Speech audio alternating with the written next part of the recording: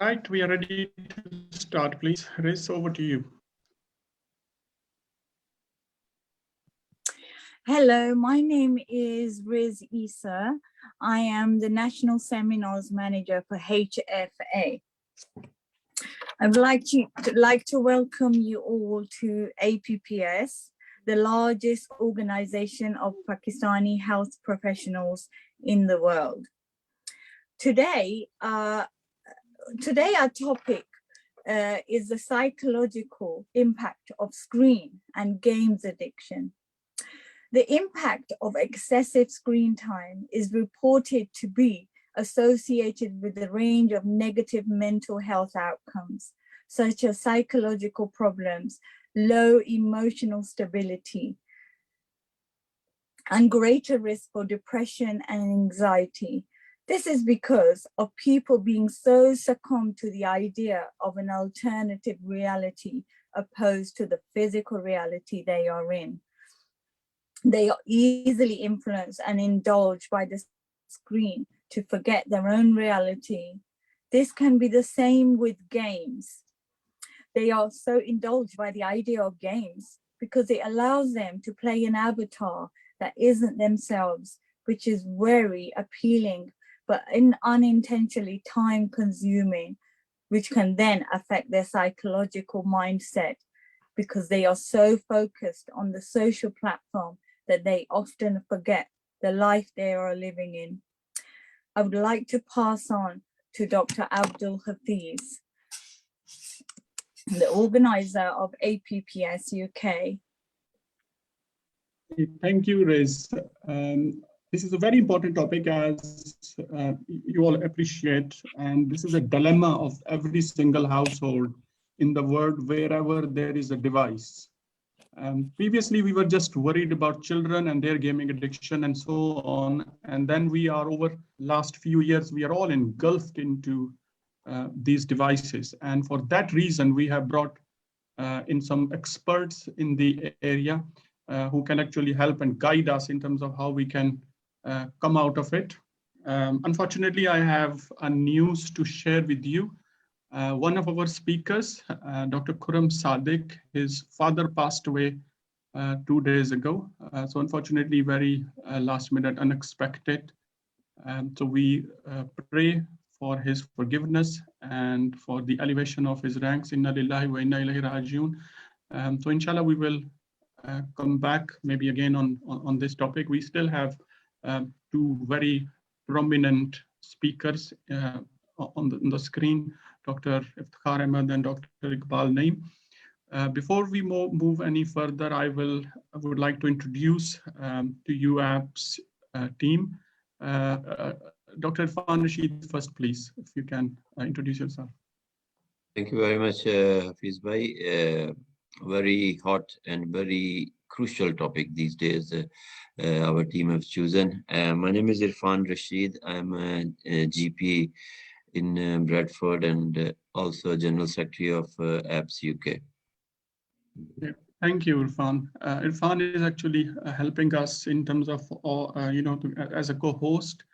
We are going, live on Facebook, and please, if you are watching us on Facebook, do share our stream so other people can access this as well. You can ask questions in Q&A section or Facebook. We will keep an eye, and in the end, we'll have a discussion on that area. Next, I'm going to ask APPS Chair, Dr. Usman Khan, to please introduce yourself and your message for the symposium. Thank you. Assalamu alaikum. My name is Usman Khan. I'm a consultant surgeon in East Cheshire. Yes, we have all seen that in the recent years, but as Dr. Abdul Hafiz said, that we are all engulfed in it. But the thing is, the adults of our age who are engulfed in it, we have already developed. We developed our social skills. We went out, we played, we developed our physical abilities, we developed our mental abilities.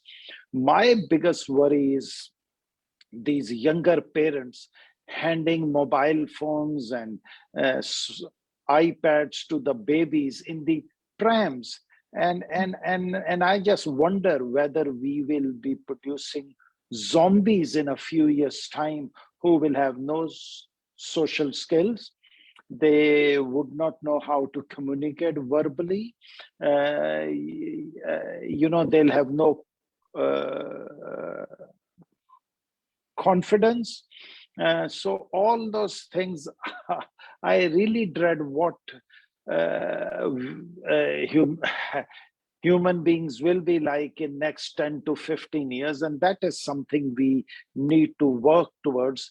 We need to educate our younger parents that, this is harmful, and we need to restrict the time periods for it.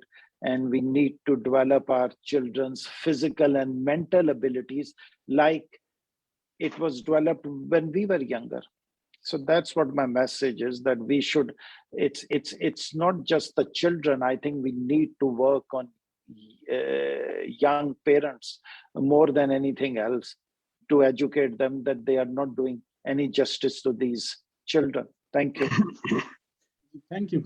Obviously, APPS UK, as you know, we run lots of different training courses. And one of our training course is for A-level students. And these students, when they come to the stage of entering into universities, they need to go through the interview process. And over the last 4 years, we've seen so many of our youth, teenagers and developing into, obviously going into university ages, students really struggle in terms of having a conversation, which is expected from a university. So obviously, as we said, this is actually having an impact at this stage. And those students who have better social skills, they have been going out and speaking to people. Obviously, pandemic has its own effect on, how we have been interacting with our peers and so on. But yes, that's why we are going to go in detail. Our president, Dr. Ghulam Abbas, is here as well. Please, can we have your words before I hand back to Riz? Thank you very much, Dr. Hafiz, CEO and founder of APPSUK. I'm Dr. Abbas. I'm consultant orthopedic spinal surgeon in Bedfordshire. I look after the organization as a president, and I welcome you all in this really important webinar on impact of screen and gaming on our psychological well-being. APPSUK has a long tradition of making public aware about the public health issues. And this is one of the very important topics. And is one of the very growing concern which has been on the horizon for some time now. I think South Korea was the first country in the world which has started addressing the impact of the screen as well as the gaming on the well-being of children. For example, here in the UK in 2019, NHS started working on this. There was a northern care center as well as one in the south of England. It's very, very important topic. I would like all of you to engage with it once our experts start describing the real situation on the ground. Thank you very much for your time to join us. Thank you. Thank you. Just a reminder for all of you, please ask any questions in Q&A, as well as on Facebook. We are keeping an eye, and we will have an open discussion at the end with our experts. Handing over to Riz. Thank you.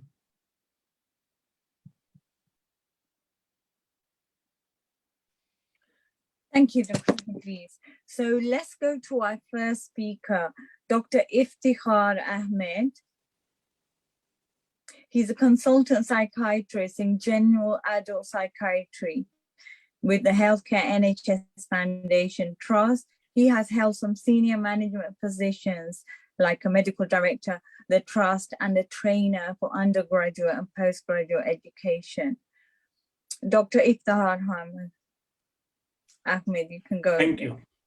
Thank you very much for, and I agree with my friends comments about the importance of this topic. But before that, I just want to share my condolences on the passing of Dr. Khurram Sadiq's father, which is a surprise for me. But as we Muslims believe that one has to pass on, and I hope and pray for his higher station in the hereafter, and hope that sometime in future we will benefit from Dr. Sadiq's wisdom. Coming back to this current topic, when Dr. Abdul Hafiz a few days ago asked me to participate in this, while I was looking at this as a clinician, but at the same time, I also saw an opportunity to educate ourselves. And my talk over the next 10 to 15 minutes will be divided into, first, I want to set the scene, how we have arrived where we are. And then I will look at what are the expectations we have in the modern society. And then I will look at this issue as an addiction or as a new reality. And I will be more than happy to engage in question answers at the end.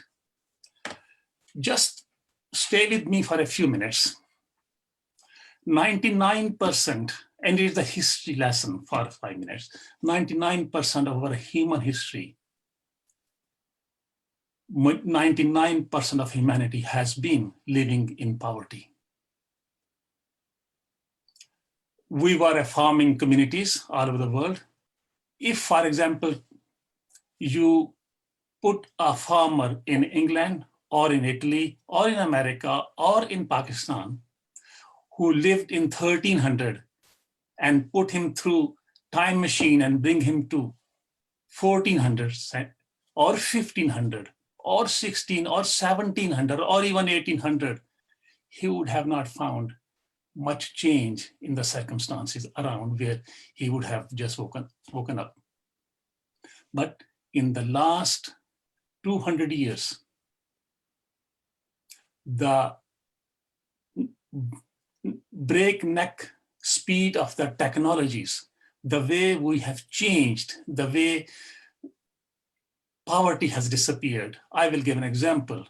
Towards the end of 19th century, nearly 90% of the population of the world lived in abject poverty. In 1950s, the number has reduced to 40%. And latest figures are only 5 to 6% of the world's population lives in poverty. And majority of it is man-made poverty. So we have come a long way. Along with this, if we look at the technology side, we actually are the generation who have seen technologies coming in and going out of fashion and new technologies coming in. Just for example, when I was growing up as a medical student in early 80s, though it gives me my age, if I had to read a book, I had to go to the library. If I have to ring someone, and if I had the opportunity of phone, it was a landline, and we had to book the phone, that call through the operator. If I had to buy something, I had to go physically to the shop and buy it. If I have to sit in the exams, I have to go face to face. So most of our communication, most of our social interaction, most of our day-to-day life was in the physical realm. I think most of my colleagues who are listening to this can appreciate that they have been through that. Move forward 20, 30 years now.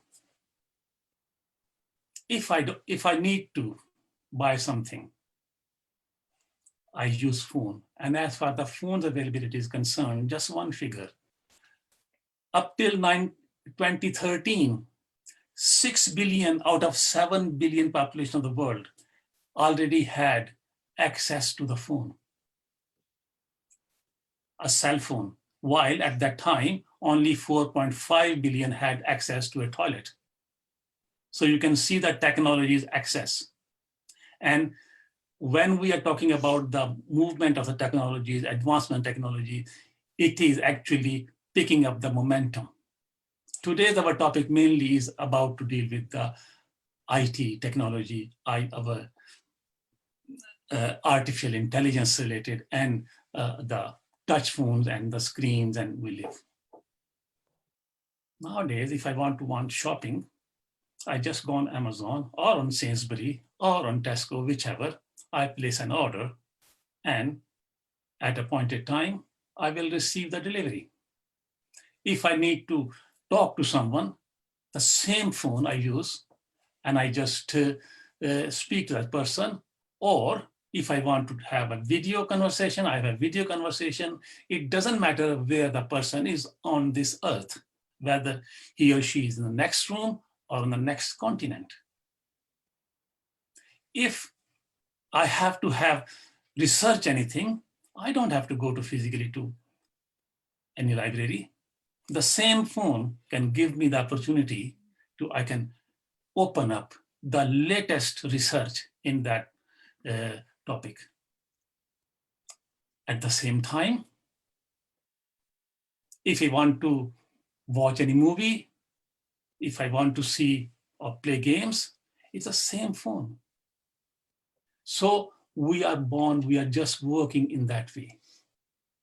So there's nothing wrong with that. And we have to keep in mind, all this is within the legal framework to use mobile or iPad or tablet or all those technologies. They're all legal.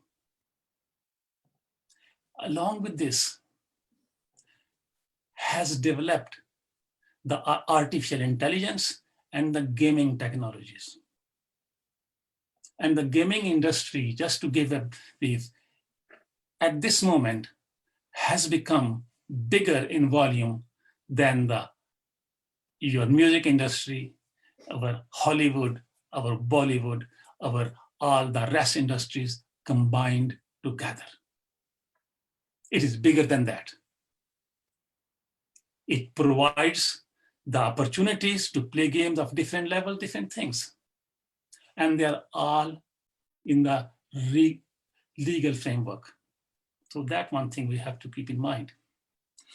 All these things were actually accentuated many times at the end of 2019 or beginning of 20 with the arrival of COVID-19 pandemic.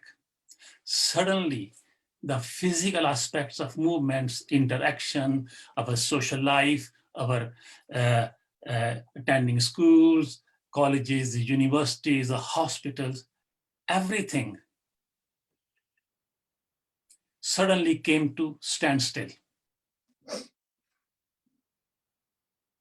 Everyone, whoever and wherever they were, they just dropped everything and they stayed there. That was a unique experience. At least in the last 100 years, human beings had not experienced that much. But at the same time, the same technology kept the world going. For example, I moved my clinics from face-to-face onto video and telephone as much as we could. Classes started online. I'm sitting in the same room and in the morning, waking up and going on the line, then having my lunch, then going back on the work, taking part in meetings, seeing the patients, advising them. The life continued. So we can understand how it has become part and parcel of our lives. And one important thing we have to keep in mind is the genie is out of the bottle. We cannot put it back.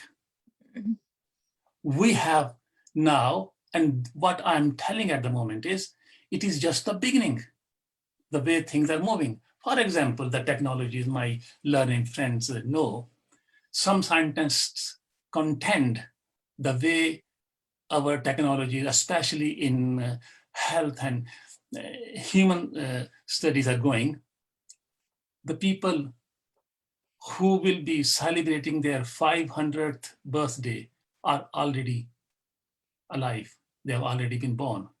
These are the potentials we are looking at. So when we look at the problems of this age, we also have to come out of the box, and we cannot use our traditional concerns and worries, though they are there, but we have to think differently if we have to deal with this technology. Now, along with this, I'm coming to this, the topic which we have talking today, screening. One important thing, psychological impact. While all these advances in medicine and the technology, everything they're going, there have been changes in the humans, their expectations, their interactions. For example, the studies, there are different studies have been going that the people who were born in 1950s, their self-confidence as compared to the born in late 80s, early 90s, a much big difference. Majority of the children who were born in 90s, they are a lot more self-confident. They consider themselves a lot more smarter and a lot more, there's a feeling of entitlement. We have fed the children that you are special, you can achieve what you want. And when I'm using these words, there are a lot of studies behind these, my observations. Along with this, the way we treat the children in the modern age, in the last 30, 40 years, that is what I call in my psychological terms, the diet of narcissism. And we go on to that. At the same time, if the studies shows that the people are generally in the last 50 to 60 years are becoming more anxious. That we can talk about the details later on, but that's the studies show. For example, a child born in mid-90s in North America, that child is generally more anxious than a psychiatric patient of 1950s in North America. Combining these different factors together, along with the advances in technology, here comes a situational addiction. We know the addiction to substances. Most of these substances, the society considers as illegal. If we look at the heroin or cannabis or cocaine and you name the thing, or LSD or whatever, they are illegal in that framework. The other bigger substance which induces addiction is alcohol. Alcohol in the society we live in is legal, but not under certain age, but not in work settings. I will not talk about the Downing Street parties. That's a separate issue. Keeping in mind that we are coming up in a new situation where our traditional classification systems, for example, in psychiatry, we have DSM, Diagnostic and Statistical Manual of, which is an American classification system, which is a 5th version at the moment we are using, or international classification of diseases, which is WHO's. And currently we are in 10th edition, but 11th edition is already finalized and it is being trialed, and next year in 2023 will be our official classification system. How they have dealt with this issue of coming up? Increased screening. And what are the biological factors behind? I will just touch briefly. I will be grateful if you could help me with my time. Riz, I will be grateful for that I'm not overstepping. Thank you, Dr. Ahmed. That was a great speech. No, I will continue. I'm just asking, yes. How am I doing on? Yes, go ahead. Go ahead. Okay, thank you. Now, with all this, the new diagnosis of game, like I said, the volume of the gaming industry, and as all the other industries are developing, gaming industries and who are promoting this, they're also a really good judge of human psyche, how we think.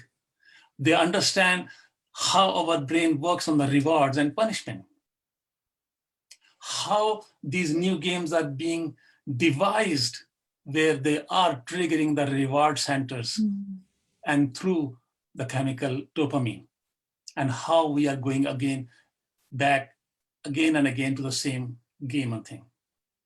So they are also becoming smarter, though they claim otherwise that these games are for fun. So when we are talking about this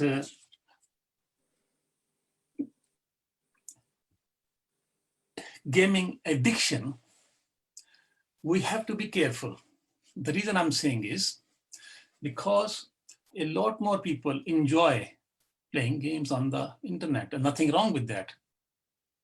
It is like I'm playing cricket, or I'm playing football, or different other activities. So as if we put the addiction in that at the moment, the big controversy or the discussion going on in mental health also is that we must not stigmatize the human potential, that they are problem-solving things and how we can deal with that. So that's the one thing we have to keep in mind. We are not stigmatizing gaming, we are looking at the behavior of the individual, which is what we call is addictive behavior.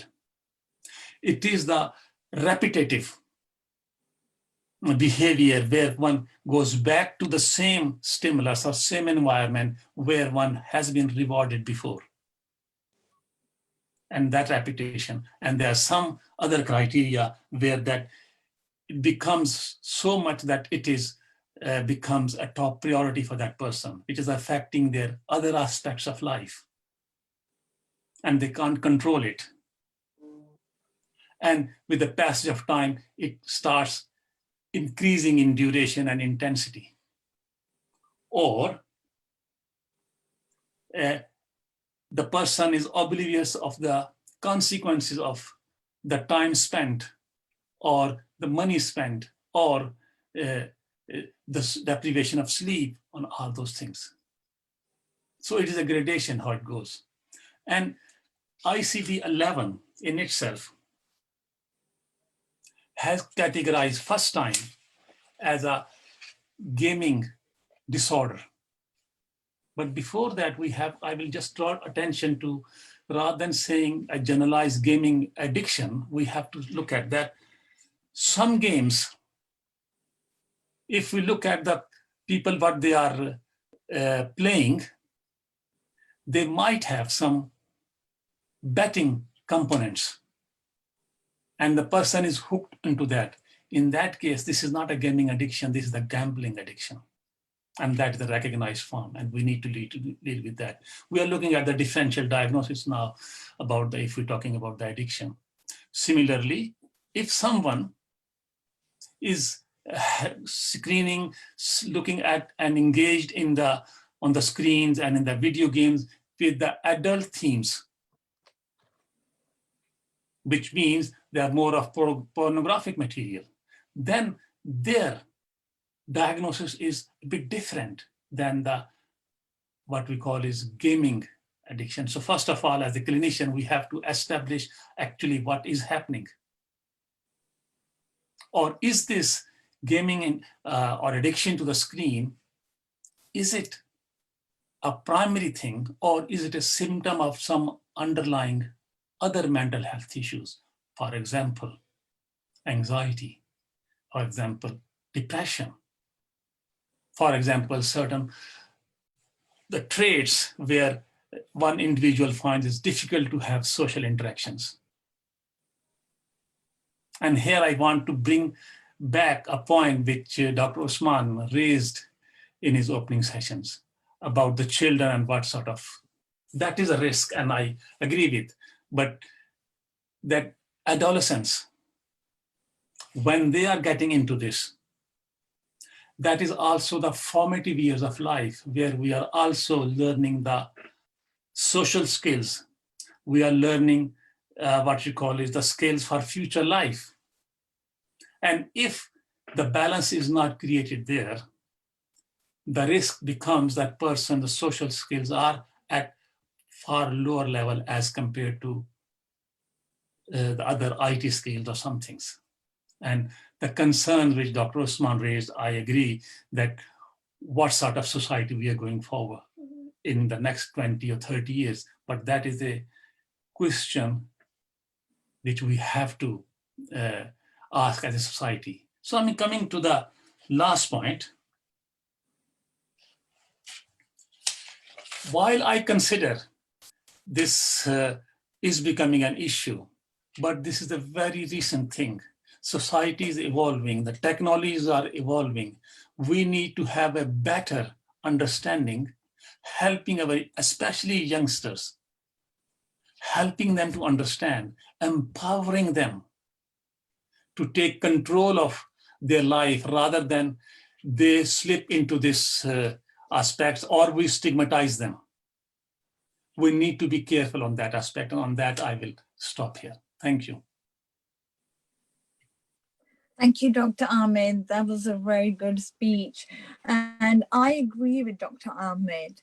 I feel that the past that we've had, where we used to go to the library and pick up a book and do our own research into everything we found out. These days, children will pick their phone up and go into Google and get a quick answer. And then they will get that help. But we didn't. The way we studied was really pure, different.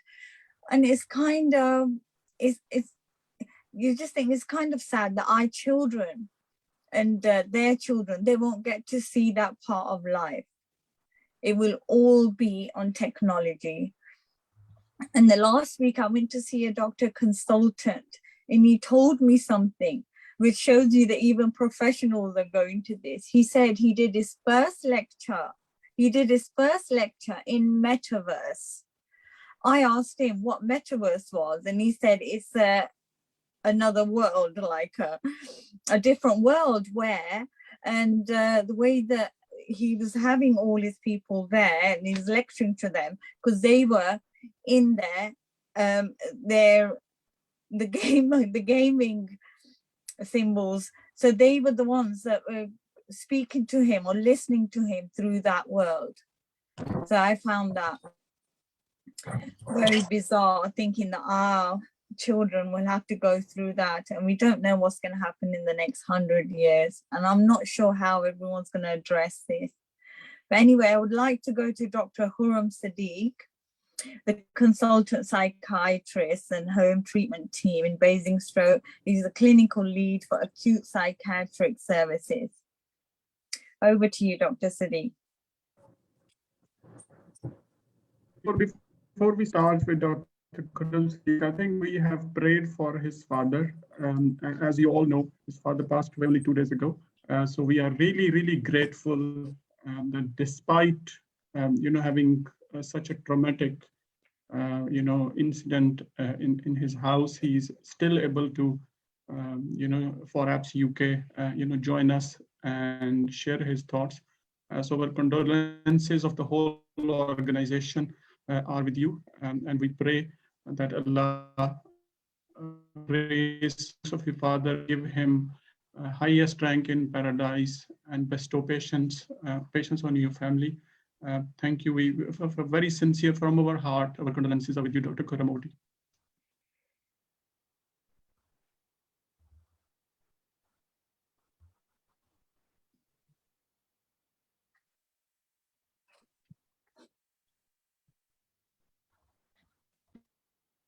Can you hear us, Dr. Kuram?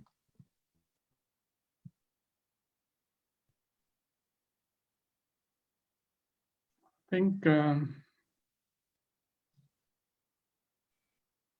Maybe some connection issues with him. Dr. Kuram, can you hear Can us? you hear me? Can you hear me? Yes, we can. Thank you. Yes. So I'm sorry. Actually, I'm in the middle of traveling between two cities from Islamabad to Peshawar because after doing my father's swim, I came to know my uncle is unwell as well because of COVID. So I'm going there. So I'm traveling. So there might be some connection issues in between. Okay, thank you. Yep. So as you all know, this is a subject which is very close to my heart, both social media and gaming disorder. I have done 2 TED Talks on that. I think one was in 2019 that was known as From Homo Sapiens to Homo Sapiens. That I did in Lahore as a part of TEDx LCWU. And the second one, the last one, it was on gaming disorder. I recently did it in December. It has not come out, but this is my niche area. And I picked it up like 4 or 5 years ago because I realized in my clinical practice that more and more people are getting affected by that. So because I've got 20 minutes, so I'll say a bit about social media and then I'll jump onto the gaming disorder, the gaming addiction issue, if that's okay. Thank you. So, so the social media, it was in 2017 that I became interested, hooked onto this amazing world of social media and well-being, medicine. And there was a Professor Mary Aiken, who delivered a lecture, and she had written a book called The Cyber Effect.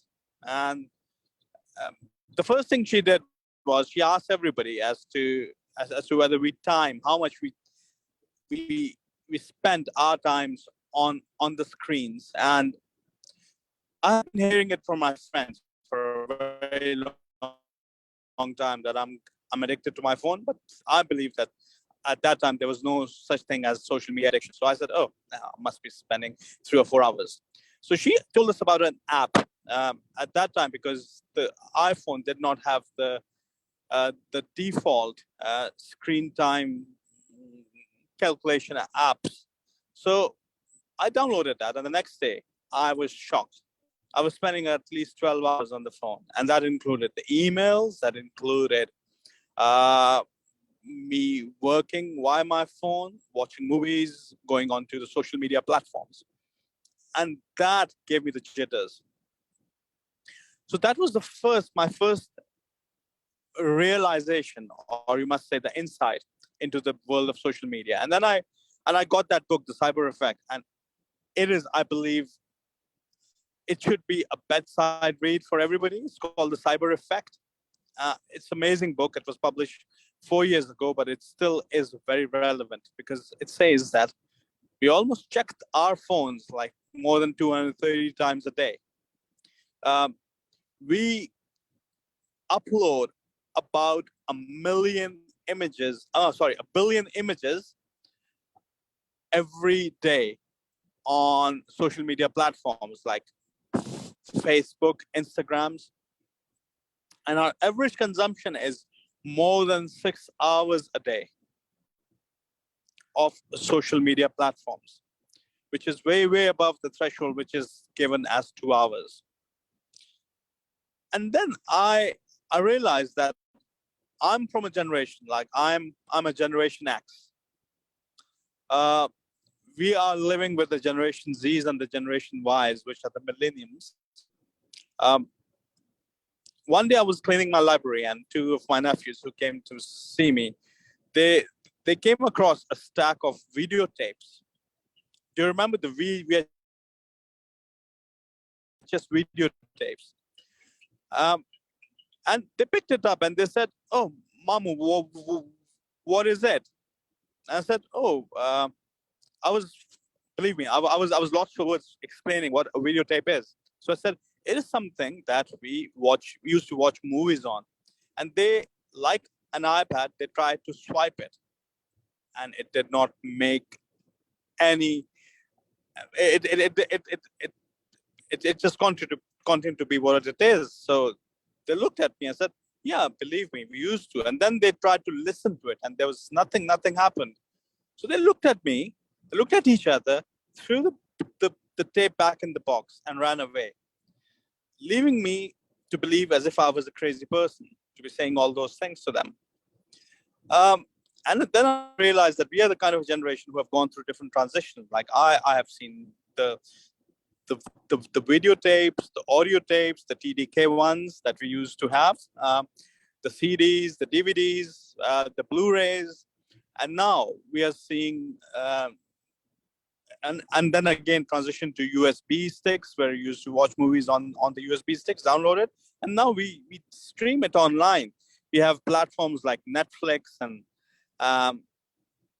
Amazon Prime and Eros and whatnot.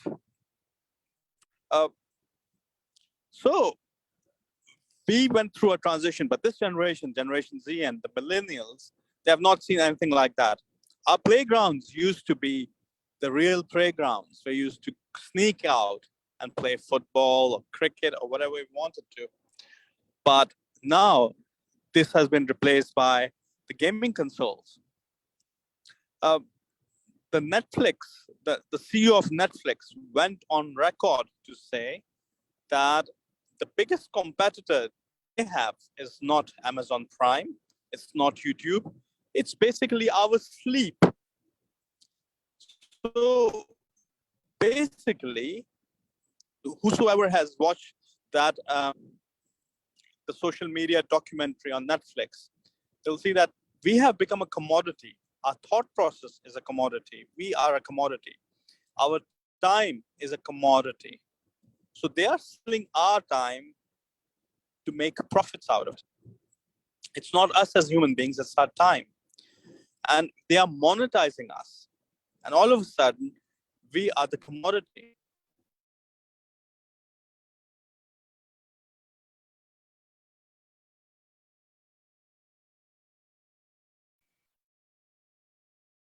Riz, I think we lost Dr. Sadiq. Probably connection issues.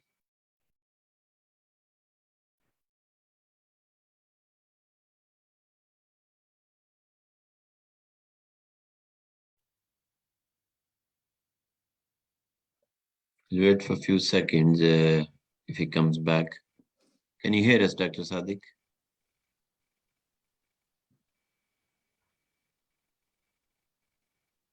Shall we start discussion? So far, we have discussed through a third speaker. Irfan? If he's on a motorway, this is bound to Yeah. happen on and off. This will happen. It's quite a different train between Islamabad and Peshawar, so it is quite hilly area. Can I suggest if we finish the third talk as well, and then we can keep the Yes. question answer, and Dr. Khurram can join as a panelist. Yeah, in it. sure, sure. Yeah, Dr. yeah, I Iqbal, think we yeah. should do Don't that. mind, Dr. because Yes. otherwise it will be, people are getting a lot of questions. There is who are they listening to? Because Yeah. you know, on virtual listening, if you don't see the picture, it loses your concentration as well. Yeah, definitely. Yeah. So So should we go over to to Dr. Iqbal Naeem, the consultant psychiatrist and a senior lecturer in psychiatry in Manchester? Dr. Naeem? Okay, thank you very much. Thanks. Well, I'm also a psychiatrist working as a consultant psychiatrist, like Dr. Iftikhar. I have several years of experience of working in addiction as well as general adult psychiatrist. So actually, I know it's very difficult on a Sunday afternoon. It's relaxing it used to be, but trying to concentrate on such a heavy topic. But I will try I promise I will try to be very brief, but to the point and succinct. But don't get panic.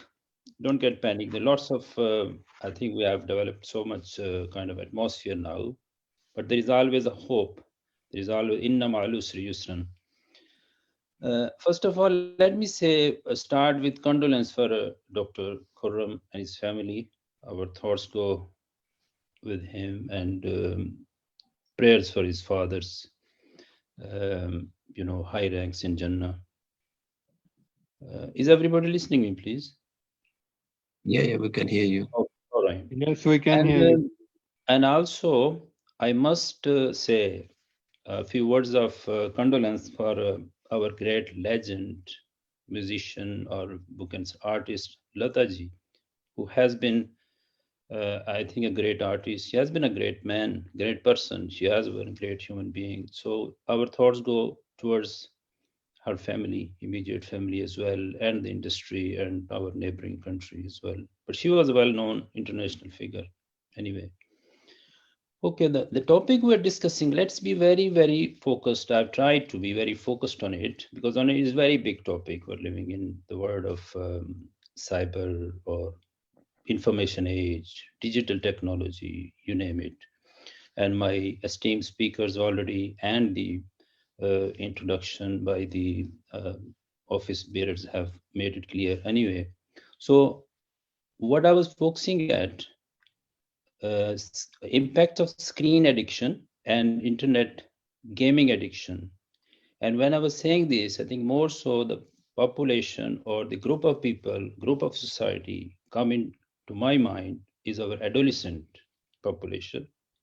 And it's not, mind you, not a matter of 15 or 20 years, Lord Saab. It is just a matter of few years. These people are going to take the control of the universe. Okay. And it is the matter of civilization we are living at the moment. There is no escape, full stop. We have to live with it. But interestingly, there is it's not a bad message. It's a great luxury, I would say. And as we all know that Allah subhanahu wa ta'ala said, He tries mankind through luxuries. Achhi cheezon se bhi. Sometimes there are hardships in life, they are your test, but when you get luxuries, when you have everything, this is the test as well. So here comes with this luxury, everybody talked about it, that's where relying on books when we're reading for exams, we're relying on maps when we have to travel, we have to go to a travel agent shop before we buy a ticket for our airline. So now everything is on your palm of hand. So this is where we are at the moment. So let's focus on this, what it is. One topic we picked up, which is very important, everybody said, there is no doubt in that. So which is called in the American connotation, or is there going to be like ICD-11, international classification in Europe, but Diagnostic and Statistic Manual of Mental Disorders in America. They are seriously considering Internet Gaming Disorder, IGD, as a specific entity in it to be, and I think it's very close to be included in that, which needs further research now. So DSM is the words, as I said, most is leading one of the widely used diagnostic criterion. Anyway, why is it thinking the data collected from many countries reveals similar symptoms? You go to lower middle income countries, you go to India, you go Pakistan, village, everybody who has a smartphone, or you go to the New York City or Toronto or Japan. The light of collated data, IGD, which is Internet Gaming Disorder, is coming up as a resistant and recurrent urge to play video games. The urge is debilitating. It is shattering lives to the extent to the causing significant impairment in day-to-day educational, social life, and occupational functioning. And I would say Dr. Iftikhar kindly touched addiction bit, but because me being an addiction psychiatrist, I don't claim to be expert, but being a student, so the symptom which I studied, if you do like any other addictive disorder, now quite often they are overlapping with this, but we are specifically talking about screen addiction through gaming. Let us alone about the other disorders, other complications, gambling, etc. But let's talk about gaming, what is doing. So the symptoms you're looking for our family's sake, for our kids, for our patient's sake, I would draw your attention a few salient features. You will see the person being very preoccupied with the video game, number one, of course. Unpleasant symptoms when a video game is taken away. अक्सर कहते हैं जो उसके लेके रख दो उधर रख दो. We'll see the distress there. Urge to spend ever increasing time on video games. अच्छा बेटा अच्छा weekend पे खेलो, twice a week, etc. But when this addiction comes, they require more and more time.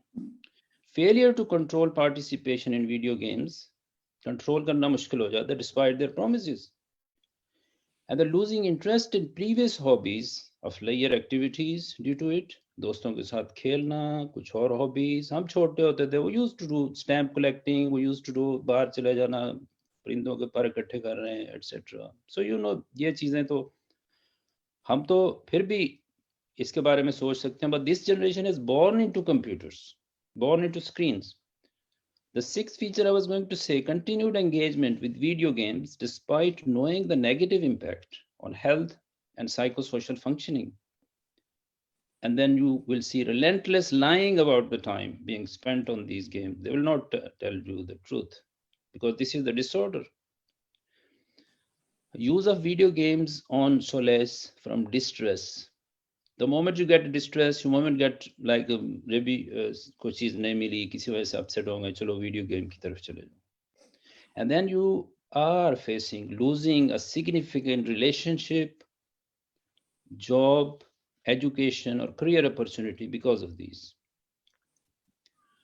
The similarity to drug addiction is not only, this is very important point, not only due to what we observe or what I've just said.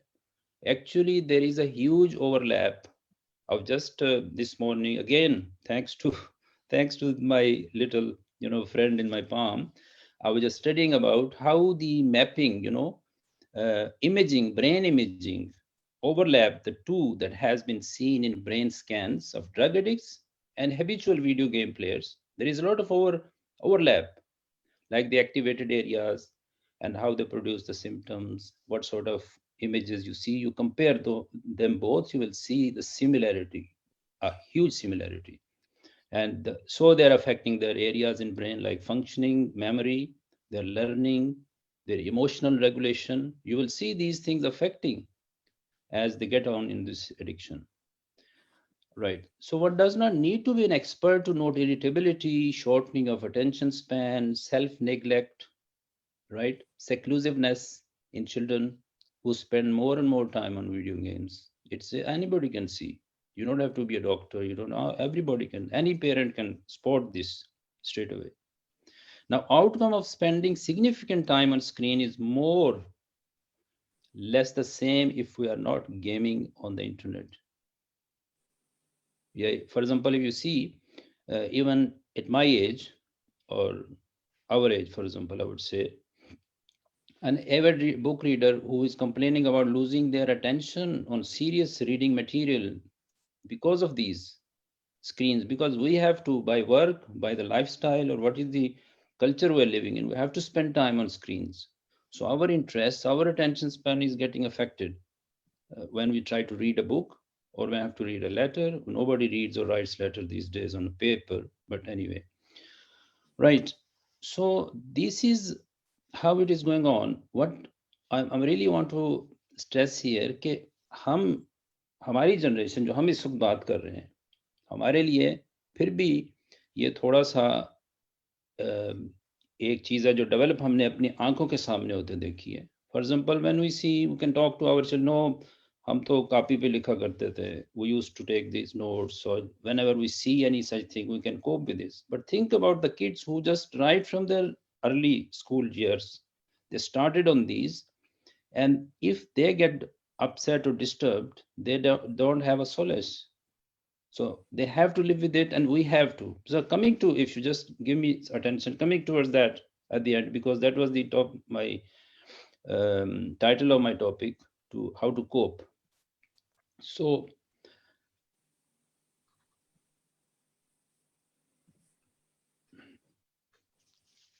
now fixing or dependence or addiction to screens, you will have seen that as a clinician, we have seen more and more, and Dr. Iftikhar also touched this pandemic area, when people were housebound, and there are more opportunity to be on screens. But interestingly, I'm focusing all the time through this adolescents, young adults. The fixation on screens do not come as standalone problem. When you see somebody is addicted to screens, it is being reported as a concurrent issue coupled with other well-known disorders like anxiety, depression, drug addiction, more than others. My psychologist colleagues or child psychiatrists, if anybody is listening, they would have noticed this in their clinical practice. Children and adolescents who are on autistic spectrum disorder are more prone to fixation with video games and screens due to their lack of interest in socialization. So as far as impact of such fixation is concerned, there are two types that cause more worries. These dependence or addiction or fixation. Number one, fixation with violent video games, which we have seen the consequences all over the world. And the other type of addiction is watching porns. Please don't ignore these two important aspects, which are very, like if you do the harm or risk, kind of high risk situation. And both have a huge negative impact and debilitating outcomes. We know it's not a surprise. In both cases, individual involved adopt unhealthy maladaptive behavior, and they start losing touch with reality. And the list of these complications, across the globe, across the nation, they vary, but long lists, believe you me, long list. If you go to lower middle income countries like a village in Pakistan or a small town or a Lahore, you will see their complications in a different way. You go to middle of London, you go to Scotland, you go to Tokyo. So according to, there's still a little variation, but it will be a long list on these dichotomies, high risk situation. Now, this is actually where, we have to hear the question which is mainly we're going to raise here and we're going to answer at the end. The pressing question is not कि इसका impact क्या है. जो कुछ हम देख रहे हैं वो देख रहे हैं, जो आने वाला है वक्त अगले आने वाले साल में भी और difficult हो. But what we need to be strived for, we have to focus to ask a simple and very important question, that what is causing this? Because, in addiction, this is a principle that the more you work on preventive measures, the better results.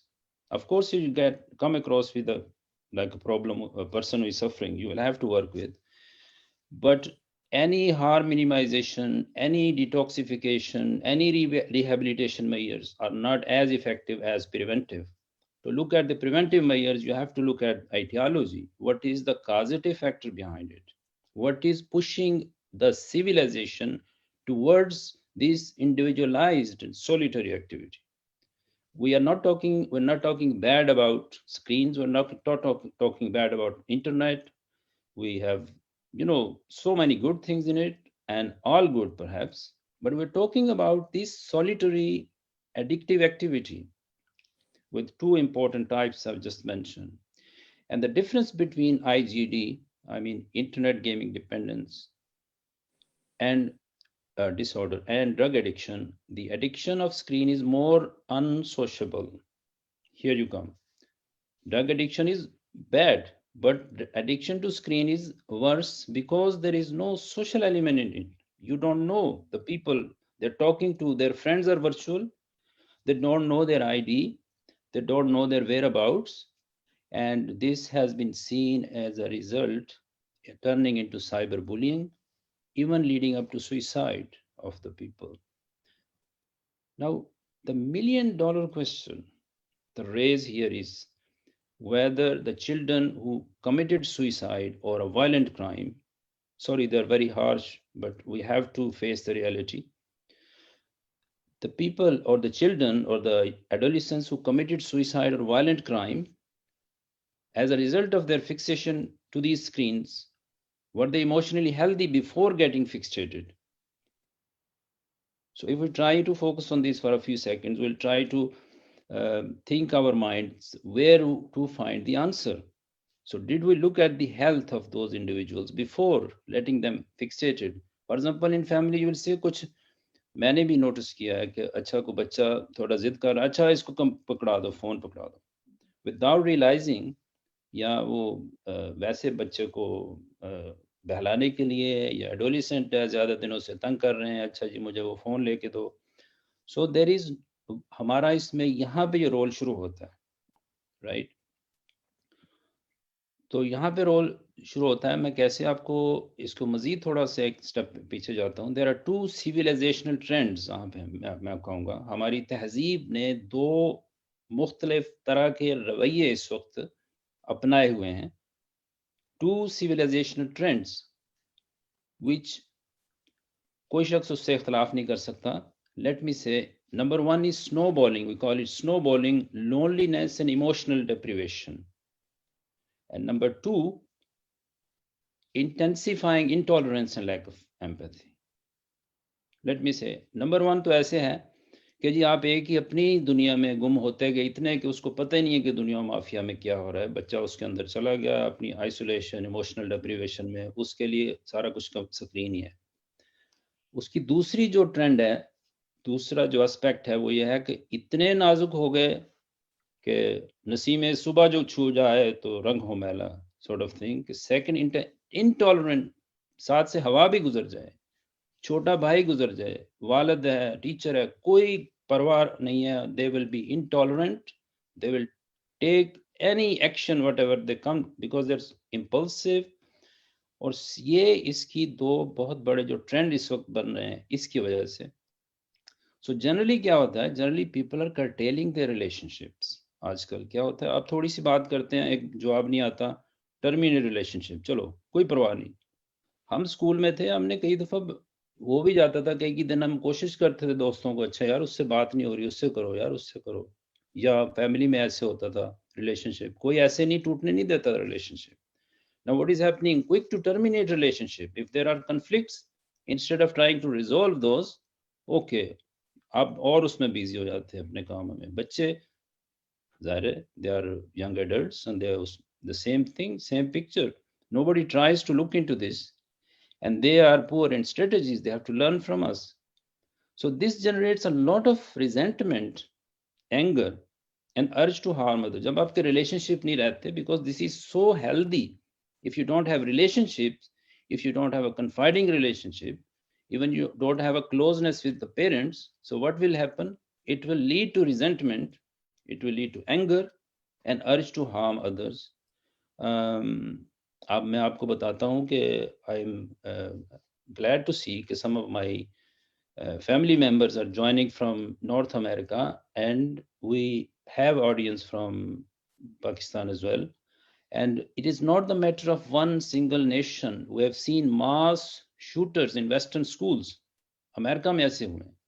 And वो reveal poor relationship. जब उनको autopsy की गई है उसके बाद में बच्चों को assessment की गया, they had poor relationship or even total disconnection with their parents, or loneliness before doing this act.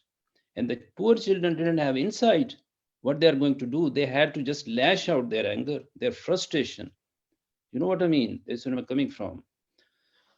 An adequate understanding of this civilization trend, ये जो trend है loneliness का, deprivation का, lack of empathy का, इस trend को अगर हम समझ गए, So I think we can save the generation who we owe to them to give a healthy. हमें तो बड़ा मजा आता है कि हमने इसको आते भी देखा, जाते भी, हमने बड़े अंदाज से, हमें पता है कि मोबाइल फोन नहीं था, फिर फोन आया, वो आम होता था, फिर उसके बाद वो हो गया डिजिटल हो गया, फिर उसके बाद स्मार्टफोन आया, फिर पता नहीं अब everything. So this is where we have to understand कि ये जो चीज है हमारी जो सिविलाइजेशन का ये ट्रेंड अगर हम समझ गए, तो then we will be able to find the answer. So basically what I'm trying to say, just for 2-3 more minutes, please. So growing children primarily need a healthy attachment to their parents, everybody knows, and siblings, and then their peers. So parents, or uske baad sibling, on peer, I would also say teachers and peers and all those, which were the skill we used to taught, okay, and pressed upon. These days, we ourselves, we have lost control of our children. Don't bother. कुछ नहीं हो रहा था, चलो games पे, क्योंकि और लगे हुए हैं. They get in seclusion. Everybody has smartphone. Smartphone नहीं है तो other screens हैं, TV है, etc., etc. Now, childhood trauma, particularly abuse of any kind, some disadvantaged children, especially here or in other parts of the world as well, the particularly abuse of any kind, they make the child more vulnerable to go into isolation, right? We all know, and loneliness, agitation, violence. अब unappreciative जो है, appreciativeness, जब आप बच्चे के साथ वो critical ज़्यादा रहते हो, appreciate ना करते हो, so ये चीज़ें जो बच्चे में जो क्या उनकी में जिस चीज का बीज बो रहे हैं, pave the way to such difficulties where they return may need therapeutic support. जब इस तरह की सिचुएशन बनती है जहां कोई कनेक्शन नहीं बन रहा, बच्चे ज्यादा लोनलीनेस में जा रहे हैं, they are feeling something, here when therapeutic or professional help needed. An important fact about a gaming disorder and fixation to screen is that it is a civilization feature. No one can escape it. There is no escape. Screens bhi rahengi, ye cheezein bhi aati rahengi. Dr. Iftikhar just given a nutshell of how big industry is this. So these things are there. So they are there. So how we have to look at these things, how to fix this problem of fixation to the screens. And toughened fixation is more likely if human relationships are in jeopardize. So that जिंदगी में addiction तो वैसे जिंदगी का हिस्सा है. I always start to teach my students, addiction is part of life. All of us are addicted to something or the other, right? But the addiction, जो harmful addiction है, that becomes more pronounced, more prominent when the human relationships are in a trouble, which is the case today, my friends. And this produces definite result, and that it may create to more intolerance. A healthy parent-child relationship, in fact, more confiding, more watchful towards your children, is the first and foremost overarching therapy to avoid and address a fixation to screens. So before we let this problem get further, escalated, this quagmire, or like we can also say a ticking time bomb. So ये वक्त है कि we just try to focus on कि यहाँ से हम कहीं से एक चीज ऐसी है जो lose कर रहे हैं. So on this note, I leave it here, and I will be very happy to participate in the question answer at the end. Thank you. Okay, thank you, Dr. Iqbal. Thank you, Dr. Iqbal.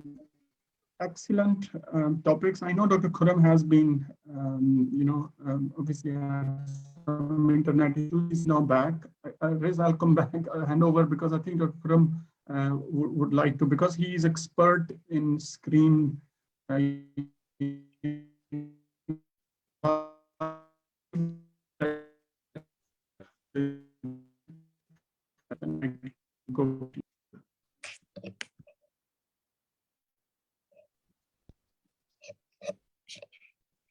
We lost you for a few Yeah, seconds, we Dr. lost. Hafiz. Dr. Khurram, please. Dr. Khurram, please.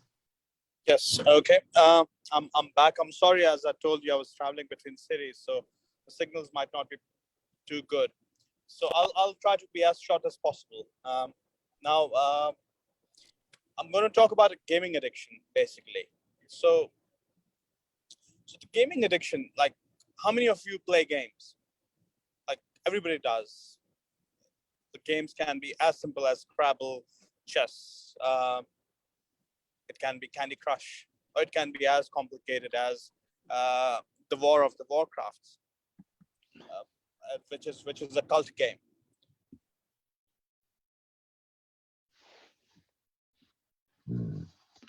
Outcast. At home, his brother and sister ridiculed him every day, and he did not feel supported by his mom. He felt silly and powerless. All he wanted was to be accepted and included. One day, his entire life changed. A friend added him to his gaming group, and it felt like freedom. In just a few days, strangers became friends, and he became part of a clan. Now, as a member of the clan, he had to meet certain criteria. As he immersed himself into a fantasy world, somehow losing himself in the process. Soon, Jordan began to lose track of time, forgot to shower, he did not eat. At the time, school was online. Jordan didn't have to see a real person outside his family. He became obsessed with supporting his team and unlocking the next level of the game.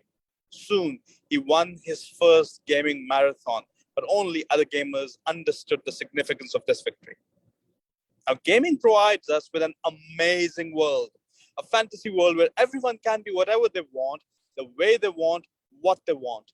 It's a world full of endless possibilities, creativity, and connectedness.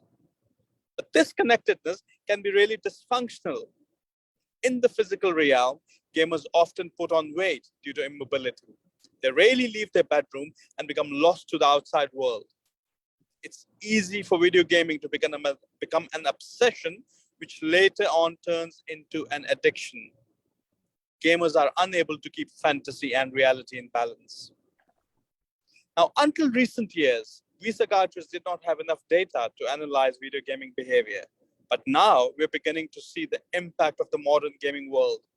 There's a blurring of the boundaries of reality and fantasy, leading to isolation, depression, anxiety, as well as lack of social skills and coping mechanisms.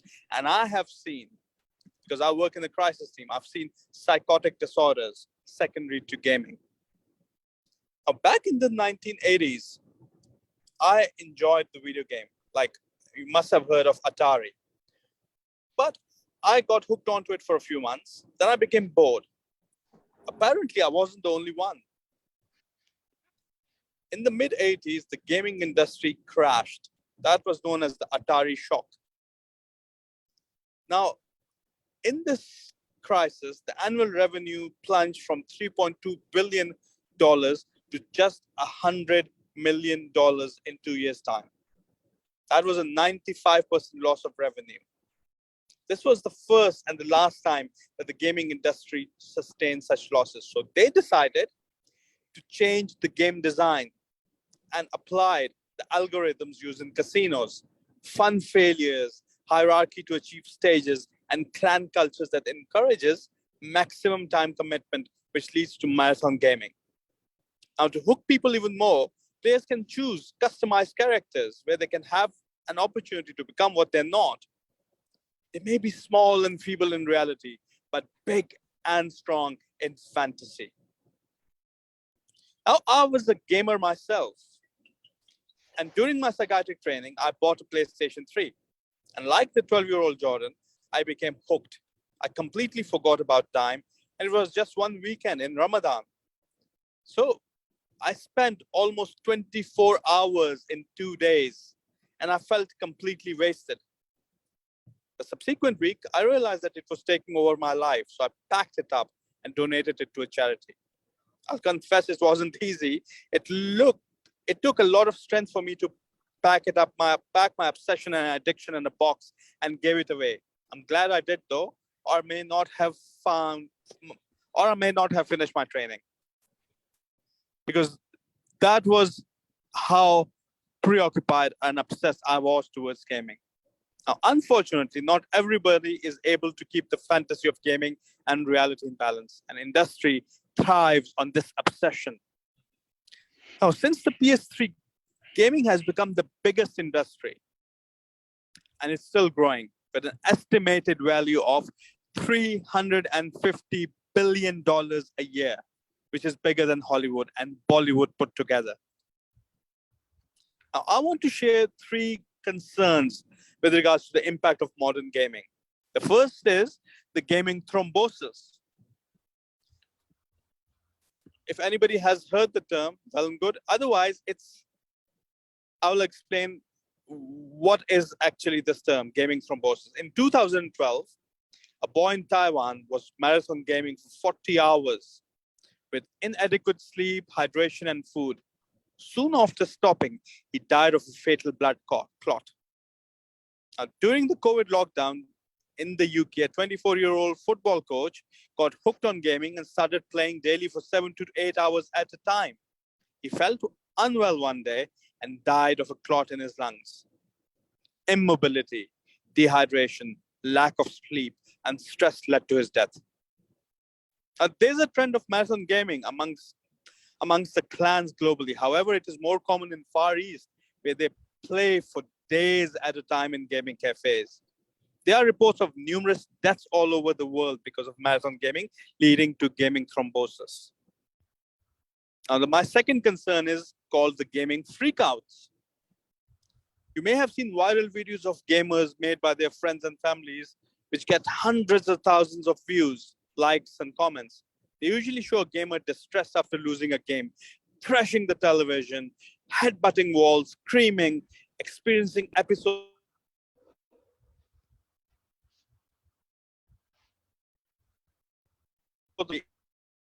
11 years old.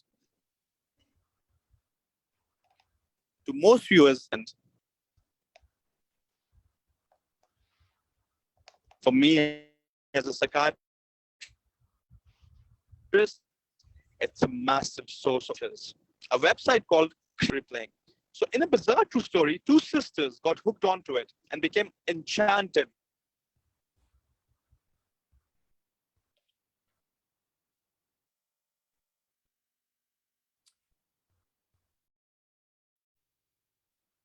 Dr. Sadek, I think we're losing you here. Hello.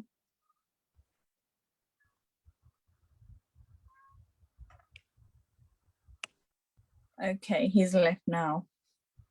Okay, thank you to Dr. Sadek, a very good speech again. I'm going to give it back to Dr. Hafiz for a question and answer session. Okay, thank you, Dr. Khurram. We are losing you. This is a very bad line. I think the area you're going past. I think this is such an important topic, and there is so much interest. We have lots of questions. We are running nearly 20-25 minutes per time. I think maybe we need to come back, to continue this discussion. All those questions and answers we will not be able to address. But I think I will just ask 2 questions to panelists and all the experts which are here today. My first question is, we are all into these screens and games, and we are all agreeing on this point that things are going to get worse. We are working against all these algorithms which are trying to attract us into the screens and do more of it. Do we really feel, obviously, or what approach should we adopt in terms of trying to come off it? And I'll give you an example. One of my cousin, she has banned mobile phones on dining table. And I remember once we had an APPSUK meeting, and we agreed that everybody who's coming to the meeting will put their mobiles on a side. These kind of activities, obviously, we've seen smokings and smokers leaving addiction, and they leave addiction when just like, rather than desensitizing, smoking less and less and then coming off. Obviously, we know CBT and all that. People just, Dr. Khurram gave the example, he just did his game to a charity. what is the best approach? I think what should we do? Who we now recognize we're all addicts one way or the other to these screens, and we are overdoing. So what would you suggest? Should we, what should be our approach of coming off it or controlling ourselves? Dr. Iftikhar first. Thank you, Dr. Rafiz. It is one important thing is that I think there's an approach that we are, all these algorithms, we have to fight against them. I think that approach is not going to work, number one. Number two, the reason I'm saying is because we are heading as a society, as a human being, we are heading in the digital age. There's no coming back, at least not with the way approach is. What we can do is normally, for example, and it's a very near past our experience, in our day-to-day life before pandemic, what I call is anchors in the day. For example, when we wake up in the morning, we get ready, we have breakfast, we go to work. So we anchor in the morning, getting ready. We are dropping children at school, that's the anchor. We go to work, that's the anchor. Then we divide the work in different patterns. In pandemic, unfortunately, most of these anchors just overnight disappeared. Am I right? That's what our experience, because we were put in a different situation. So one important aspect is we have to bring back those anchors, number two. Number three, if we fight against something which is strong, we need to be a bit, how I put it, smarter than these. You yourself have given a few examples where you can see our social interaction improves. For example, banning the mobile on the dining table.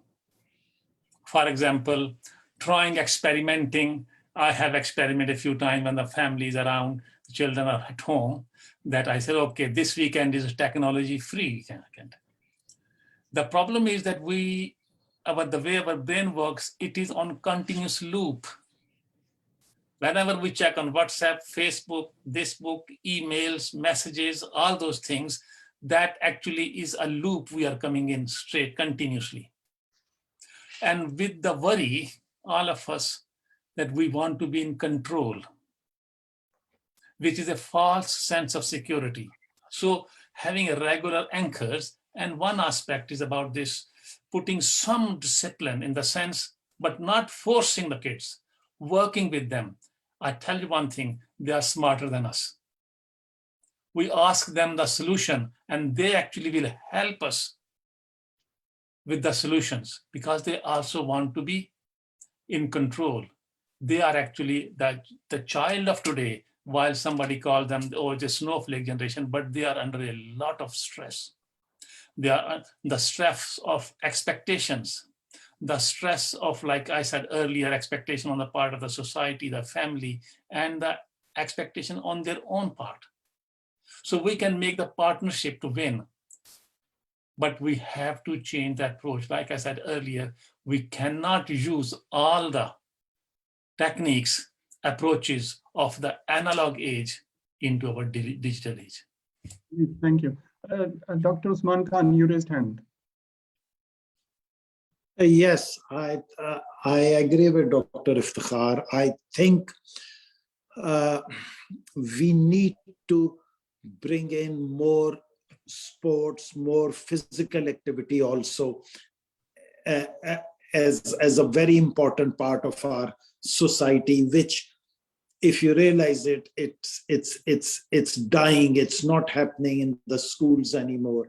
And of course, no pressure on our children, or as little as possible. I didn't buy a mobile for my daughter in spite of a lot of peer pressure she had from the school. She went to the King's School in Macclesfield, where all those hobnobs children went till she was 16. She wasn't happy about that at that time, but now she realizes at the age of 25 that it was the right decision that we didn't give in at the age of 10 or 11. So I think you need to sit down with them, talk to them. They are very intelligent, shrewd children nowadays, and they would understand. But I think as a society also, our goal should be more towards more of outdoor activities than watching television and fashion shows or the Twitter and all these things which go on as part of social media now. Thank you.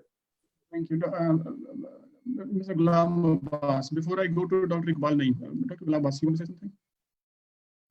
Yeah, so one thing what I was wondering about, as a global organization, and we have access, alhamdulillah, to a lot of other organizations across the globe. If you see, one of the aspects which was highlighted by our psychiatrists, that because of the social isolation by individuals when they are hooked on these games at various stages, and one of them is a mass shooting, which we have recently seen an increasing trend in the West.